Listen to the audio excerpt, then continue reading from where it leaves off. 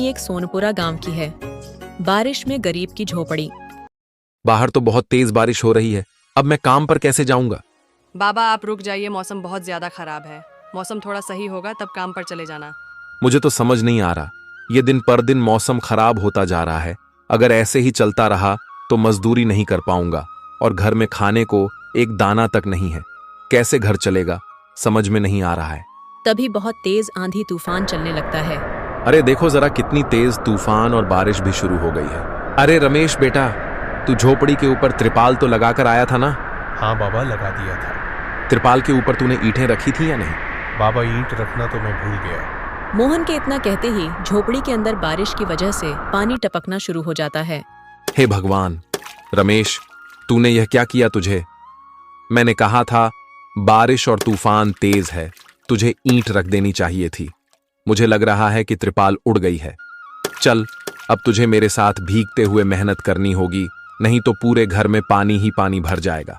हाँ बाबा, आप सही कह रहे हो, चलो चलते हैं। जल्दी से दोनों बाप बेटा बारिश में बाहर निकलते हैं और झोपड़ी की छत पर त्रिपाल को सही से लगाना शुरू कर देते हैं।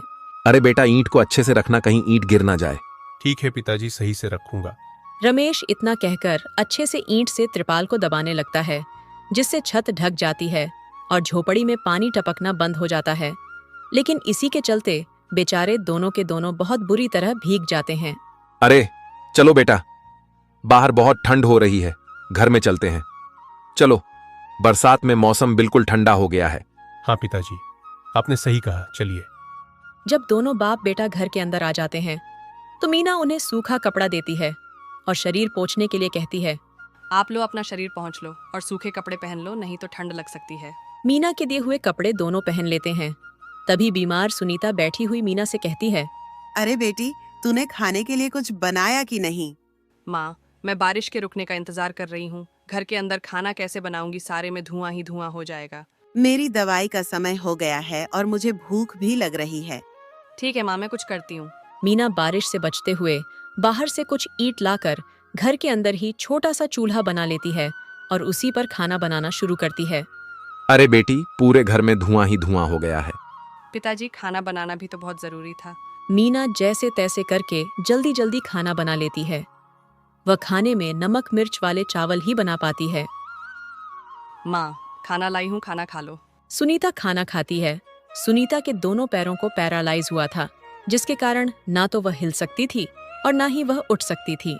मेरी प्यारी बेटी, इतनी कम उम्र में तेरे ऊपर कितनी जिम्मेदारी आ गई। हम गरीबों का कुछ नहीं हो सकता है। इस गरीब झोपड़ी के अंदर हम कैसे कैसे दिन देख रहे हैं। कोई बात नहीं माँ, बच्चे समय के अनुसार बड़े होते हैं, लेकिन मैं समय से पहले बड़ी हो गई हूँ। आपको तो खुश होना चाहिए। मैं तो इस कदर लाचार हो गई हूँ कि तेरे सर पर हाथ रखकर तुझे आशीर्वाद भी नहीं दे सकती बेटा। सुनीता की आंखों से आंसू निकल रहे थे। मीना उसके आंसू पोंछकर अपनी माँ को हौसला देती है, जिसके बाद वह अपने भाई और पिता के साथ बैठकर खाना खाती है। बारिश होती ही रहती है, बारिश रुकने का नाम ही नहीं लेती। खाना खाकर वह सभी सो जाते हैं। आधी रात के समय जिस तरफ सुनीता का बिस्तर होता है, वहां पर पानी टपकना शुरू हो जाता है। अरे यह क्या, पानी टपक रहा है। मीना बेटा, लगता है सो गई। अब मैं क्या करूं? यह पानी तो धीरे धीरे टपकता ही जा रहा है। सुनीता रात भर अपने ऊपर टपकते हुए पानी को ऐसे ही झेलती रहती है, जिसकी वजह से सुबह तक उसके पूरे शरीर में बुखार फैल जाता है। अरे ये क्या माँ, आपको तो बहुत ही बुखार हो गया है। रात भर ये झोपड़ी की छत टपकती ही रही। मैंने तुम्हें उठाने की कोशिश की, लेकिन तुम्हारे तक आवाज नहीं गई। यह सुनकर मीना को बहुत अफसोस होता है। वो सूखे कपड़ों पर अपनी माँ को सहारा लगाकर लिटा देती है और उनके कपड़े भी बदल देती है। तभी अचानक से गांव में बाढ़ आ जाती है। अरे बेटा रमेश, अरे बेटा अपनी माँ को कंधे पर उठा, नहीं तो हम सभी बह जाएंगे। मैं कोई जुगाड़ करता हूँ। रमेश फौरन घर के बाहर जाता है। जहां वह आसपास देखता है, उसे एक रेड़ी दिखाई देती है। रमेश उसे लेकर आता है, जिस पर सुनीता को लिटा देता है। हमारी झोपड़ी चली गई बेटी, अब हमें भी यहाँ से चलना होगा। तुम्हारी माँ को यहाँ से किसी ऊंचे स्तर पर लेकर जाना होगा। मोहन, रमेश और मीना तीनों सुनीता को रेड़ी के साथ वहां से ऊंचाई पर लेकर जा रहे होते हैं। लेकिन पानी बहुत ज्यादा होने की वजह से रेडी का संतुलन खराब हो जाता है और वह पानी के साथ बहने लगती है। पिताजी, रेडी के साथ पानी में माँ भी बहते हुए जा रही हैं। तभी मेघा को एक बड़ी सी लकड़ी का सहारा मिलता है। वह उस लकड़ी के सहारे अपने पिता और भाई को भी बचा लेती है, जिसके बाद वह तीनों लकड़ी के सहारे तैरते हुए एक ऊंचे स्तर पर पहुंच जाते हैं, जहां पर काफी लोग होते हैं। वहां सभी अपने परिवार को लेकर दुख में थे और यहाँ मीना, मोहन, रमेश तीनों सुनीता के लिए फूट फूट कर रोने लगे थे। मेरी माँ पता नहीं कहाँ चली गई, पता नहीं किस हाल में होगी, वह जिंदा होंगी या नहीं। तुम ये कैसी बातें कर रही हो? हौसला रखो, सब कुछ ठीक हो जाएगा, माँ वापस आएंगी। ये देखो, सरकारी लोग हमारी मदद कर रहे हैं, बिछड़े हुए परिवार के सदस्यों को ढूंढ कर ला रहे हैं। मोहन, मीना और रमेश तीनों सुनीता की राह देखते ही रह जाते हैं, लेकिन सरकारी आदमियों को भी सुनीता की ना तो लाश मिलती है और ना ही उसका कोई अता पता, जिसके कारण अब उन्हें यही लगता है कि सुनीता इस दुनिया में नहीं रही। इतनी बारिश हो रही है, माँ का तो कुछ पता नहीं। अब हमें हमारे लिए कुछ करना होगा। तुम सही कह रही हो बेटी, अब हमें कुछ ना कुछ तो करना ही होगा। मोहन और रमेश दोनों बाप बेटे जंगल से लकड़ियां इकट्ठी करके वहां झोपड़ी बनाने की कोशिश करते हैं, लेकिन बार बार बारिश के पानी की वजह से उनकी झोपड़ी बन ही नहीं पा रही थी। बहुत कोशिश के बाद बन जाती है। मीना अफसोस करते हुए रो रही थी कि तभी उसे झोपड़ी के बाहर से अपनी माँ की आवाज आती है। मीना, रमेश कहाँ हो?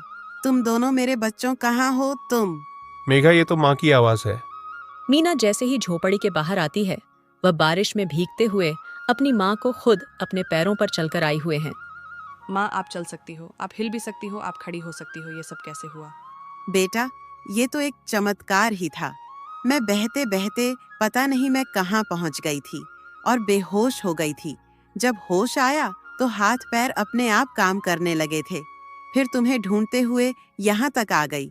ये भगवान का चमत्कार ही था। हमारी झोपड़ी भी टूट गई। भैया और पिताजी ने दोबारा झोपड़ी बनाई है और इस बार बहुत मजबूत झोपड़ी है। एक बूंद भी नहीं आ रहा अपनी झोपड़ी के अंदर। माँ, चलो, हम सब एक साथ पहले की तरह रहेंगे। सुनीता को सही सलामत देखकर मोहन और रमेश दोनों बहुत खुश होते हैं और इस तरह बारिश का कहर भी थम जाता है और जीवन फिर से पटरी पर आ जाता है। रमेश और मोहन मिलकर सब्जी का व्यापार शुरू कर लेते हैं, जिससे उनकी आर्थिक स्थिति मजबूत हो जाती है। सुनीता की तबीयत भी धीरे धीरे सुधर जाती है और अब पूरा परिवार सुख शांति से रहने लगता है। इस कहानी से हमें यही सीख मिलती है कि कभी भी हिम्मत नहीं हारनी चाहिए। कठिनाइयां आएंगी, लेकिन संघर्ष करने वाले ही सफलता पाते हैं। धन्यवाद। अगर आपको यह कहानी पसंद आई हो तो वीडियो को लाइक करें, शेयर करें और हमारे चैनल को सब्सक्राइब करना न भूलें। मिलते हैं अगली नई और रोचक कहानी के साथ।